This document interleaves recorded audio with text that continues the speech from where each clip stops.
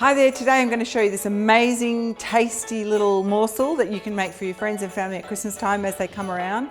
It's kind of a Spanakopita, but it's more of an interesting thing than that. They can help themselves, and I have called it a Spanakopita star pastry.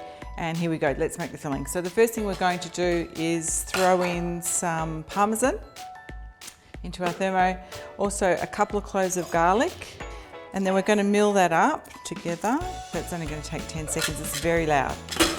So 10 seconds speed 10. So I've got some dill here, some fresh dill from my garden, yay. Some spring onions, almost a Thermomix bowl full of spinach or baby spinach is required. You could use kale actually if you wanted to. So I'm not weighing this, I'm just going to say a bowl full of spinach. You don't want heaps and heaps of filling because you'll see why. Also some feta, and this is about 100 grams of Danish feta, but you can use any feta. And we're not going to season it just yet because I'm going to taste it, because sometimes your feta is saltier than other times and you don't want as much salt, but sometimes you need more salt. So we'll just taste it and see where we're at with it. And now we're just going to blitz that as well, just for a few seconds until it's kind of come together and chopped. About speed 6. And now I'm going to add in the Parmesan garlic. Just show you that. Just nice and green, a green paste basically. Bit of the Parmesan in. We are just going to combine that. Just barely, I just want it stirred through. That'll do. And now I'm going to taste it. So it's not cooked, but there's nothing in there that's going to kill me, so it's all good.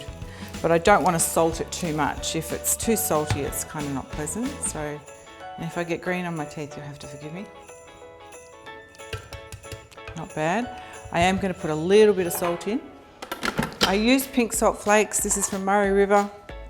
Very beautiful, naturally formed, just a little pinch. If you use another kind of salt, you're going to use less, okay? If you use a fine grind salt, because the bigger the crystal or the flake, the less salt is in per pinch, if that makes sense. Also some black pepper, good grinding. And this is our filling done. How quick was that? Super fast. So I'm just going to stir it with my spatula and that's it. I'll leave that there while we roll our pastry. Okay, so here's some iced puff pastry. The link is in the recipe that I made earlier. If you really wanted to, you could use bought, but don't complain to me about how crappy it is, okay? Just saying. Just make your own. It's so easy. It's super easy. So we're just going to flour that up. This has been rolled quite a few times using my favourite, my Pepe Saya butter. Best butter in the world. There we go. Okay. So I need 2 pieces and I need 2 rounds. So I'm just going to cut this into, you know, I'm guessing here, but about 2 pieces that are equal. And then you want it in a round, which is not always easy when you've laminated pastry a few times. So just sort of work it at the beginning before you start rolling it out. It can be pretty rustic. We're going with rustic here. Rustic always works for me. I'm not very precise. And now we're just going to roll it and turn it. And use a bit more of the flour to keep it easy to work with. You don't want it to be sticking at all, because then you can't work with it very well. And what you have to do is pretty well choose a size on your tray that you're going to bake it on. I've preheated the oven to 220, but I'm going to turn it down when it goes in. And then we're going to move it onto the tray, roll it onto there and onto your tray.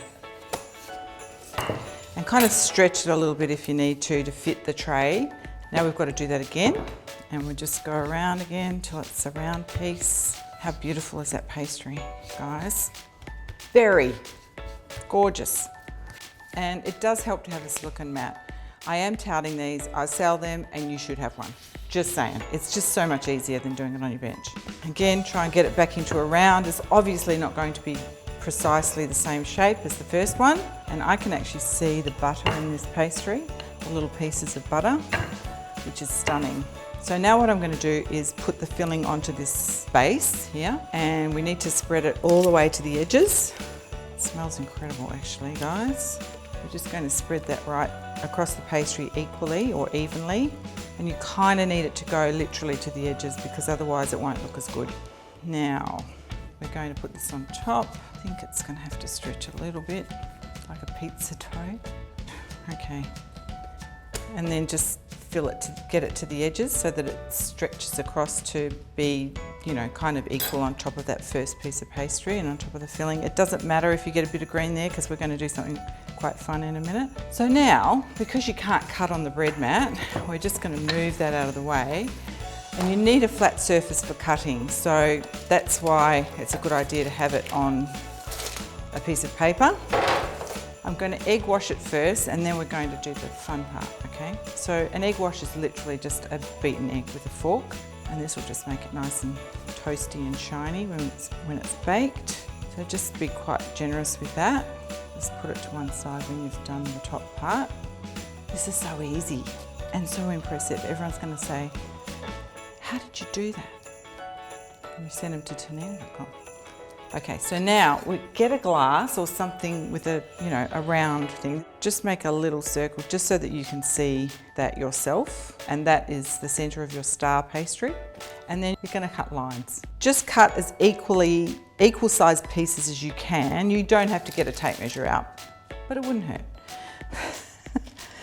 You want this especially not to be too skinny around the circle part in the centre, because it will get a bit tricky otherwise.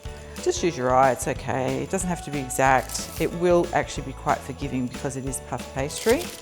When you've got all the way around, you need to get this back onto the tray before you do anything else. So get that back on the tray. Now, this is the money shot, guys. Just saying. You're going to get underneath each one and twist it 1, 2, 3, 4 and lay it down, okay? 1, 2, well, maybe 3. It's up to you. I think 3 looks better, to be honest, actually.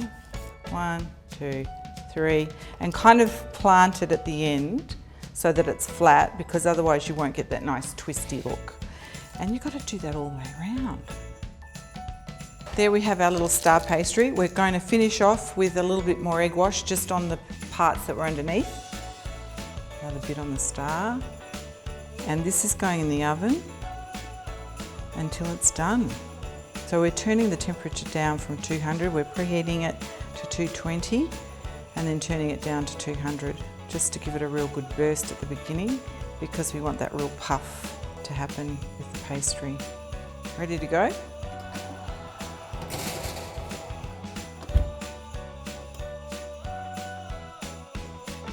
Ta-da! It's cooled off, it's on a plate, ready to go. So just pull it in there. You hear that crunch? Yum, Spanakopita. Come and eat it, guys. They need no second bidding. Oh. That's a good noise. I like that one.